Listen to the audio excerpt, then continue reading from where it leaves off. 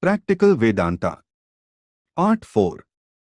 Delivered in London, 18th November 1896. We have been dealing more with the universal so far. This morning I shall try to place before you the Vedantic ideas of the relation of the particular to the universal. As we have seen, in the dualistic form of Vedic doctrines, the earlier forms, there was a clearly defined particular and limited soul for every being. There have been a great many theories about this particular soul in each individual, but the main discussion was between the ancient Vedantists and the ancient Buddhists, the former believing in the individual soul as complete in itself, the latter denying in toto the existence of such an individual soul.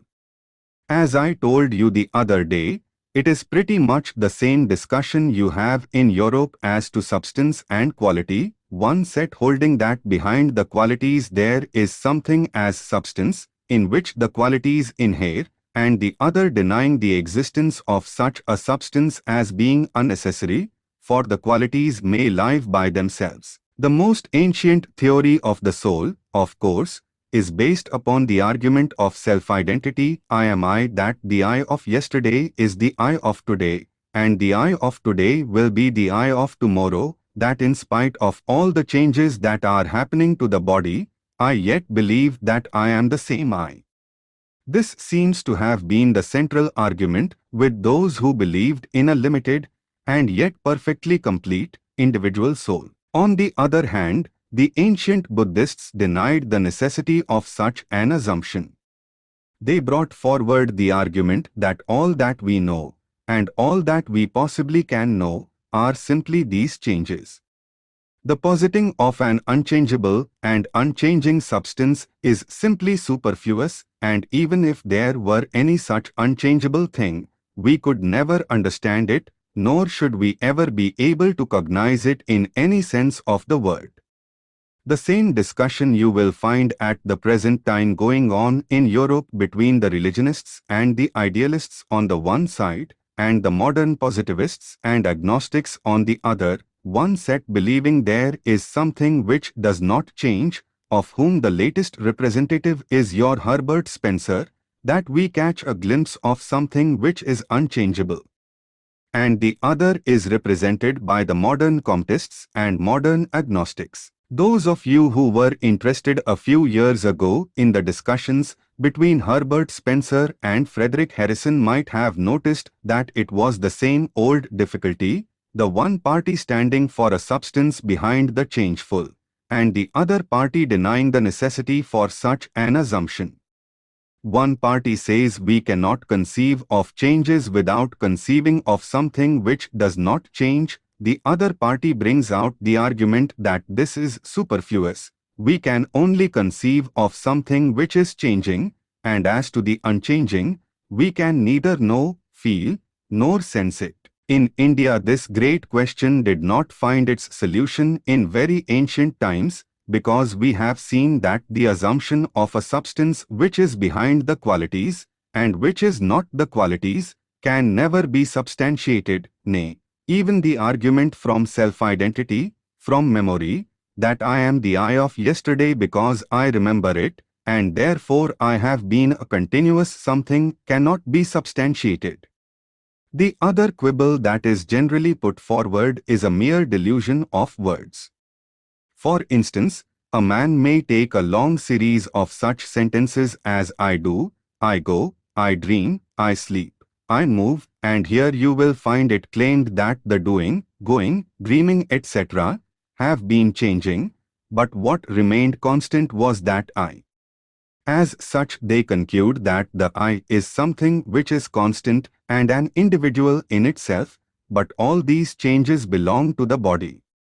This, though apparently very convincing and clear, is based upon the mere play on words. The I and the doing, going, and dreaming may be separate in black and white, but no one can separate them in his mind. When I eat, I think of myself as eating, am identified with eating. When I run, I and the running are not two separate things. Thus the argument from personal identity does not seem to be very strong. The other argument from memory is also weak. If the identity of my being is represented by my memory, many things which I have forgotten are lost from that identity. And we know that people under certain conditions forget their whole past. In many cases of lunacy, a man will think of himself as made of glass or as being an animal. If the existence of that man depends on memory, he has become glass, which not being the case, we cannot make the identity of the self depend on such a flimsy substance as memory. Thus we see that the soul as a limited yet complete and continuing identity cannot be established as separate from the qualities. We cannot establish a narrowed down, limited existence to which is attached a bunch of qualities. On the other hand, the argument of the ancient Buddhists seems to be stronger, that we do not know and cannot know anything that is beyond the bunch of qualities. According to them, the soul consists of a bundle of qualities called sensations and feelings. A mass of such is what is called the soul, and this mass is continually changing. The Advaitist theory of the soul reconciles both these positions. The position of the Advaitist is that it is true that we cannot think of the substance as separate from the qualities, we cannot think of change and not change at the same time, it would be impossible. But the very thing which is the substance is the quality. Substance and quality are not two things. It is the unchangeable that is appearing as the changeable. The unchangeable substance of the universe is not something separate from it. The noumenon is not something different from the phenomena, but it is the very noumenon which has become the phenomena. There is a soul which is unchanging, and what we call feelings and perceptions, nay, even the body, are the very soul, seen from another point of view. We have got into the habit of thinking that we have bodies and souls and so forth, but really speaking, there is only one. When I think of myself as the body, I am only a body. It is meaningless to say I am something else. And when I think of myself as the soul, the body vanishes, and the perception of the body does not remain. None can get the perception of the self without his perception of the body having vanished. None can get perception of the substance without his perception of the qualities having vanished. The ancient illustration of Advait, of the rope being taken for a snake, may elucidate the point a little more. When a man mistakes the rope for a snake, the rope has vanished, and when he takes it for a rope, the snake has vanished, and the rope only remains. The ideas of dual or treble existence come from reasoning on insufficient data, and we read them in books or hear about them, until we come under the delusion that we really have a dual perception of the soul and the body, but such a perception never really exists. The perception is either of the body or of the soul. It requires no arguments to prove it, you can verify it in your own minds. Try to think of yourself as a soul, as a disembodied something. You will find it to be almost impossible, and those few who are able to do so will find that at the time when they realize themselves as a soul, they have no idea of the body. You have heard of, or perhaps have seen, persons who on particular occasion had been in peculiar states of mind brought about by deep meditation, self-hypnotism, hysteria, or drugs. From their experience you may gather that when they were perceiving the internal something, the external had vanished for them. This shows that whatever exists is one. That one is appearing in these various forms, and all these various forms give rise to the relation of cause and effect. The relation of cause and effect is one of evolution, the one becomes the other, and so on. Sometimes the cause vanishes, as it were, and in its place leaves the effect. If the soul is the cause of the body, the soul, as it were, vanishes for the time being, and the body remains, and when the body vanishes, the soul remains. This theory fits the arguments of the Buddhists that were leveled against the assumption of the dualism of body and soul, by denying the duality and showing that the substance and the qualities are one and the same thing appearing in various forms. We have seen also that this idea of the unchangeable can be established only as regards the whole, but never as regards the part. The very idea of part comes from the idea of change or motion. Everything that is limited we can understand and know, because it is changeable, and the whole must be unchangeable, because there is no other thing besides it in relation to which change would be possible. Change is always in regard to something which does not change, or which changes relatively less. According to Advaita, therefore, the idea of the soul as universal, unchangeable, and immortal can be demonstrated as far as possible. The difficulty would be as regards the particular. What shall we do with the old dualistic theories which have such a hold upon us, and which we have all to pass through these beliefs in limited, little, individual souls? We have seen that we are immortal with regard to the whole, but the difficulty is, we desire so much to be immortal as parts of the whole. We have seen that we are infinite, and that is our real individuality. But we want so much to make these little souls individual. What becomes of them when we find in our everyday experience that these little souls are individuals, with only this reservation that they are continuously growing individuals? They are the same, yet not the same. The I of yesterday is the I of today, and yet not so, it is changed somewhat.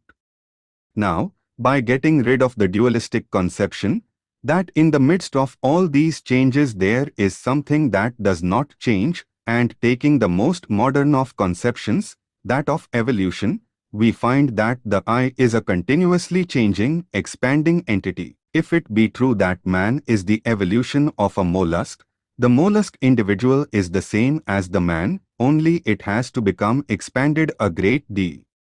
From mollusk to man, it has been a continuous expansion towards infinity. Therefore, the limited soul can be styled an individual, which is continuously expanding towards the infinite individual. Perfect individuality will only be reached when it has reached the infinite, but on this side of the infinite it is a continuously changing, growing personality. One of the remarkable features of the Advaitist system of Vedanta is to harmonize the preceding systems. In many cases it helped the philosophy very much, in some cases it hurt it. Our ancient philosophers knew what you call the theory of evolution, that growth is gradual, step by step, and the recognition of this led them to harmonize all the preceding systems.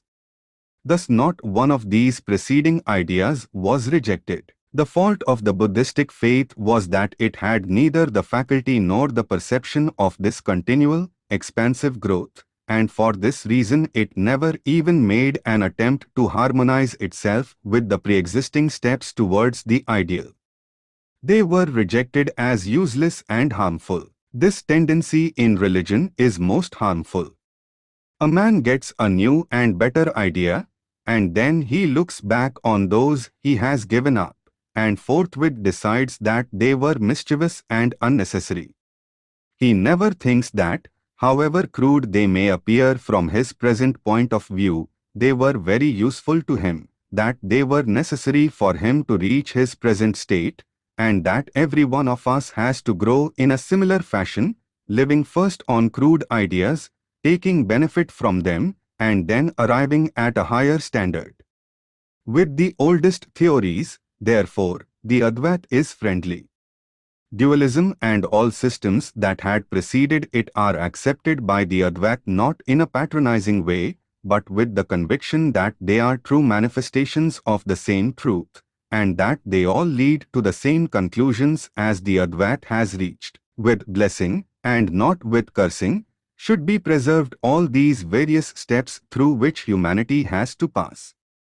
Therefore, all these dualistic systems have never been rejected or thrown out, but have been kept intact in the Vedanta, and the dualistic conception of an individual soul, limited yet complete in itself, finds its place in the Vedanta. According to dualism, man dies and goes to other worlds, and so forth, and these ideas are kept in the Vedanta in their entirety. For with the recognition of growth in the Advaitist system, these theories are given their proper place by admitting that they represent only a partial view of the truth. From the dualistic standpoint, this universe can only be looked upon as a creation of matter or force, can only be looked upon as the play of a certain will, and that will again can only be looked upon as separate from the universe. Thus a man from such a standpoint has to see himself as composed of a dual nature, body and soul, and this soul, though limited, is individually complete in itself. Such a man's ideas of immortality and of the future life would necessarily accord with his idea of soul. These phases have been kept in the Vedanta, and it is, therefore, necessary for me to present to you a few of the popular ideas of dualism. According to this theory, we have a body, of course, and behind the body there is what they call a fine body. This fine body is also made of matter, only very fine. It is the receptacle of all our karma, of all our actions and impressions, which are ready to spring up into visible forms. Every thought that we think, every deed that we do, after a certain time becomes fine, goes into seed form, so to speak, and lives in the fine body in a potential form, and after a time it emerges again and bears its results. These results condition the life of man. Thus he molds his own life. Man is not bound by any other laws excepting those which he makes for himself. Our thoughts, our words and deeds are the threads of the net which we throw round ourselves, for good or for evil. Once we set in motion a certain power, we have to take the full consequences of it. This is the law of karma. Behind the subtle body lives jiva or the individual soul of man. There are various discussions about the form and the size of this individual soul. According to some, it is very small like an atom, according to others, it is not so small as that, according to others, it is very big, and so on. This jiva is a part of that universal substance, and it is also eternal. Without beginning it is existing, and without end it will exist. It is passing through all these forms in order to manifest its real nature, which is purity. Every action that retards this manifestation is called an evil action, so with thoughts. And every action and every thought that helps the jiva to expand, to manifest its real nature, is good. One theory that is held in common in India by the crudest dualists as well as by the most advanced non-dualists is that all the possibilities and powers of the soul are within it and do not come from any external source. They are in the soul in potential form, and the whole work of life is simply directed towards manifesting those potentialities. They have also the theory of reincarnation, which says that after the dissolution of this body, the jiva will have another, and after that has been dissolved, it will again have another, and so on, either here or in some other worlds, but this world is given the preference, as it is considered the best of all worlds for our purpose. Other worlds are conceived of as worlds where there is very little misery, but for that very reason, they argue, there is less chance of thinking of higher things there. As this world contains some happiness and a good deal of misery, the jiva sometime or other gets awakened, as it were, and thinks of freeing itself. But just as very rich persons in this world have the least chance of thinking of higher things, so the jiva in heaven has little chance of progress, for its condition is the same as that of a rich man, only more intensified, It has a very fine body which knows no disease, and is under no necessity of eating or drinking, and all its desires are fulfilled. The jiva lives there, having enjoyment after enjoyment, and so forgets all about its real nature. Still there are some higher worlds, where in spite of all enjoyments, its further evolution is possible. Some dualists conceive of the goal as the highest heaven, where souls will live with God forever. They will have beautiful bodies, and will know neither disease nor death, nor any other evil, and all their desires will be fulfilled. From time to time some of them will come back to this earth, and take another body to teach human beings the way to God, and the great teachers of the world have been such. They were already free, and were living with God in the highest sphere, but their love and sympathy for suffering humanity was so great that they came and incarnated again to teach mankind the way to heaven. Of course, we know that the Advait holds that this cannot be the goal or the ideal, bodilessness must be the ideal. The ideal cannot be finite. Anything short of the infinite cannot be the ideal, and there cannot be an infinite body. That would be impossible, as body comes from limitation. There cannot be infinite thought, because thought comes from limitation. We have to go beyond the body, and beyond thought too, says the Advait. And we have also seen that, according to Advait, this freedom is not to be attained, it is already ours. We only forget it and deny it. Perfection is not to be attained, it is already within us. Immortality and bliss are not to be acquired, we possess them already, they have been ours all the time. If you dare declare that you are free, free you are this moment. If you say you are bound, bound you will remain. This is what Advait boldly declares. I have told you the ideas of the dualists. You can take whichever you like. The highest ideal of the Vedanta is very difficult to understand, and people are always quarreling about it, and the greatest difficulty is that when they get hold of certain ideas, they deny and fight other ideas. Take up what suits you, and let others take up what they need. If you are desirous of clinging to this little individuality, to this limited manhood, remain in it, have all these desires, and be content and pleased with them. If your experience of manhood has been very good and nice, retain it as long as you like, and you can do so, for you are the makers of your own fortunes, none can compel you to give up your manhood. You will be men as long as you like, none can prevent you. If you want to be angels, you will be angels, that is the law. But there may be others who do not want to be angels even. What right have you to think that theirs is a horrible notion? You may be frightened to lose 100 pounds, but there may be others who would not even wink if they lost all the money they had in the world. There have been such men and still there are. Why do you dare to judge them according to your standard? You cling on to your limitations, and these little worldly ideas may be your highest ideal. You are welcome to them. It will be to you as you wish. But there are others who have seen the truth and cannot rest in these limitations, who have done with these things and want to get beyond. The world with all its enjoyments is a mere mud puddle for them. Why do you want to bind them down to your ideas? You must get rid of this tendency once for all.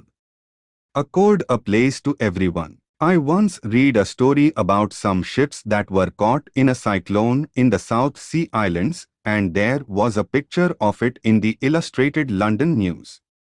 All of them were wrecked except one English vessel, which weathered the storm. The picture showed the men who were going to be drowned, standing on the decks and cheering the people who were sailing through the storm, HMS Calliope and the American men of war at Samoa Head. Be brave and generous like that. Do not drag others down to where you are.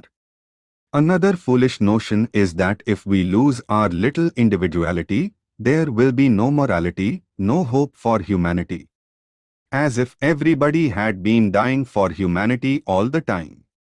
God bless you. If in every country there were 200 men and women really wanting to do good to humanity, the millennium would come in 5 days. We know how we are dying for humanity.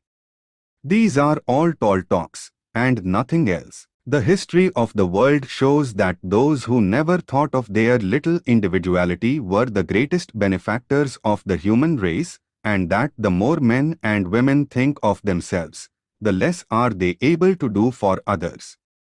One is unselfishness, and the other selfishness. Clinging on to little enjoyments, and to desire the continuation and repetition of this state of things is utter selfishness. It arises not from any desire for truth, its genesis is not in kindness for other beings, but in the utter selfishness of the human heart, in the idea, I will have everything, and do not care for anyone else. This is as it appears to me. I would like to see more moral men in the world like some of those grand old prophets and sages of ancient times who would have given up 100 lives if they could by so doing benefit one little animal.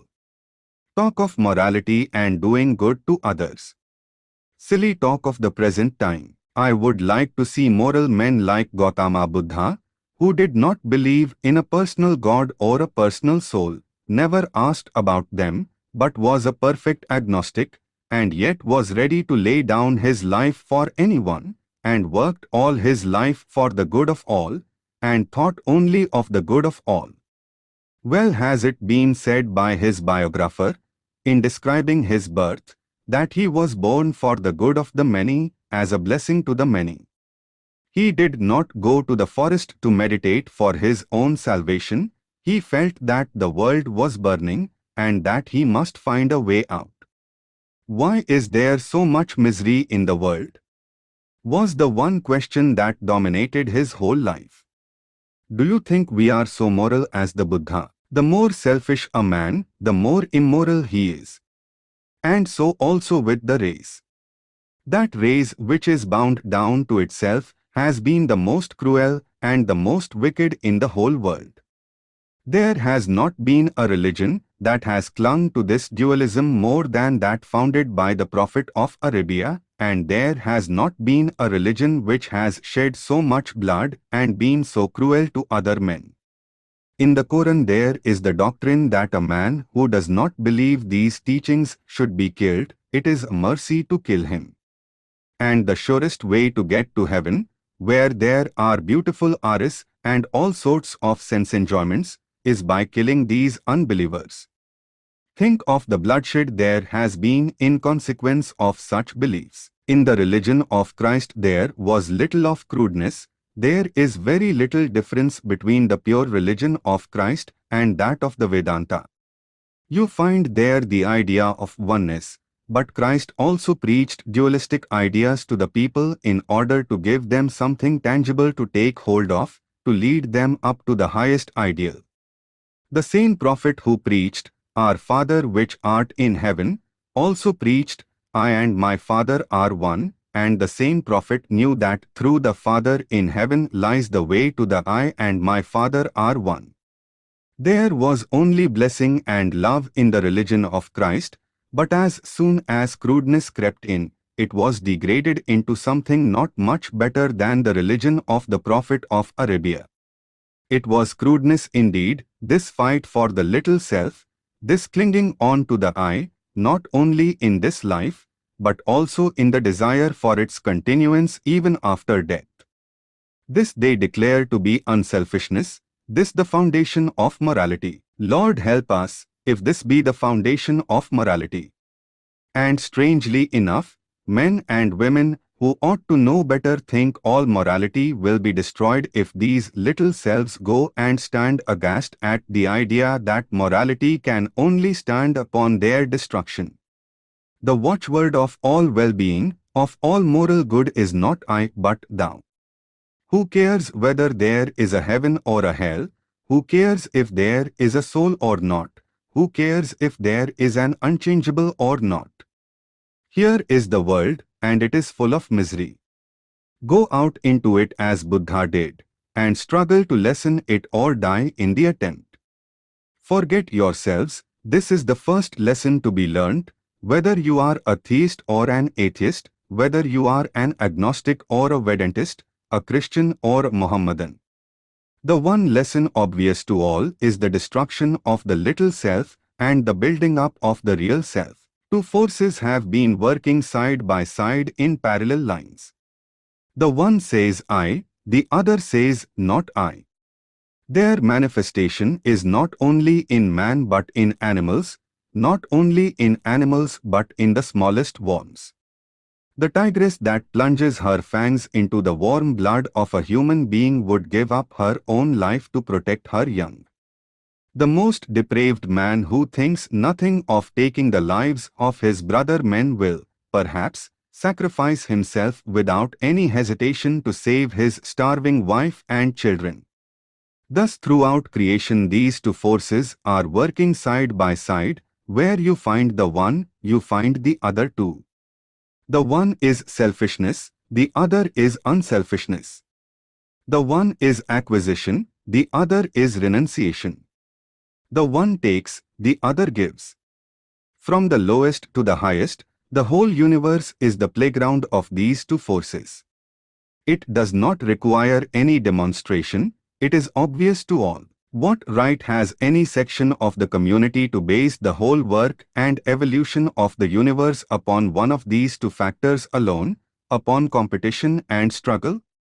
What right has it to base the whole working of the universe upon passion and fight, upon competition and struggle? That these exist we do not deny, but what right has anyone to deny the working of the other force? Can any man deny that love, this not I, this renunciation is the only positive power in the universe? That other is only the misguided employment of the power of love. The power of love brings competition. The real genesis of competition is in love. The real genesis of evil is in unselfishness. The creator of evil is good, and the end is also good. It is only misdirection of the power of good. A man who murders another is, perhaps, moved to do so by the love of his own child. His love has become limited to that one little baby, to the exclusion of the millions of other human beings in the universe. Yet, limited or unlimited, it is the same love. Thus the motive power of the whole universe, in whatever way it manifests itself, is that one wonderful thing, unselfishness, renunciation, love, the real, the only living force in existence. Therefore the Vedantist insists upon that oneness. We insist upon this explanation because we cannot admit to causes of the universe. If we simply hold that by limitation the same beautiful, wonderful love appears to be evil or vile, we find the whole universe explained by the one force of love. If not, two causes of the universe have to be taken for granted, one good and the other evil, one love and the other hatred. Which is more logical? Certainly the one force theory. Let us now pass on to things which do not possibly belong to dualism. I cannot stay longer with the dualists. I am afraid. My idea is to show that the highest ideal of morality and unselfishness goes hand in hand with the highest metaphysical conception, and that you need not lower your conception to get ethics and morality, but, on the other hand, to reach a real basis of morality and ethics you must have the highest philosophical and scientific conceptions. Human knowledge is not antagonistic to human well-being. On the contrary, it is knowledge alone that will save us in every department of life. In knowledge is worship. The more we know, the better for us. The Vedantist says, the cause of all that is apparently evil is the limitation of the unlimited. The love which gets limited into little channels and seems to be evil eventually comes out at the other end and manifests itself as God. The Vedanta also says that the cause of all this apparent evil is in ourselves. Do not blame any supernatural being, neither be hopeless and despondent, nor think we are in a place from which we can never escape unless someone comes and lends us a helping hand. That cannot be, says the Vedanta. We are like silkworms, we make the thread out of our own substance and spin the cocoon, and in course of time are imprisoned inside. But this is not forever. In that cocoon we shall develop spiritual realization, and like the butterfly come out free. This network of karma we have woven around ourselves, and in our ignorance we feel as if we are bound, and weep and wail for help. But help does not come from without, it comes from within ourselves. Cry to all the gods in the universe. I cried for years, and in the end I found that I was helped. But help came from within. And I had to undo what I had done by mistake. That is the only way. I had to cut the net which I had thrown round myself, and the power to do this is within. Of this I am certain that not one aspiration, well-guided or ill-guided in my life, has been in vain, but that I am the resultant of all my past, both good and evil. I have committed many mistakes in my life, but mark you, I am sure of this that without every one of those mistakes I should not be what I am today, and so am quite satisfied to have made them. I do not mean that you are to go home and willfully commit mistakes, do not misunderstand me in that way. But do not mope because of the mistakes you have committed, but know that in the end all will come out straight. It cannot be otherwise, because goodness is our nature, purity is our nature, and that nature can never be destroyed. Our essential nature always remains the same. What we are to understand is this, that what we call mistakes or evil, we commit because we are weak, and we are weak because we are ignorant. I prefer to call them mistakes. The word sin, although originally a very good word, has got a certain flavor about it that frightens me. Who makes us ignorant? We ourselves. We put our hands over our eyes and weep that it is dark. Take the hands away and there is light. The light exists always for us, the self-effulgent nature of the human soul. Do you not hear what your modern scientific men say? What is the cause of evolution? Desire. The animal wants to do something, but does not find the environment favorable, and therefore develops a new body. Who develops it? The animal itself, its will. You have developed from the lowest amoeba.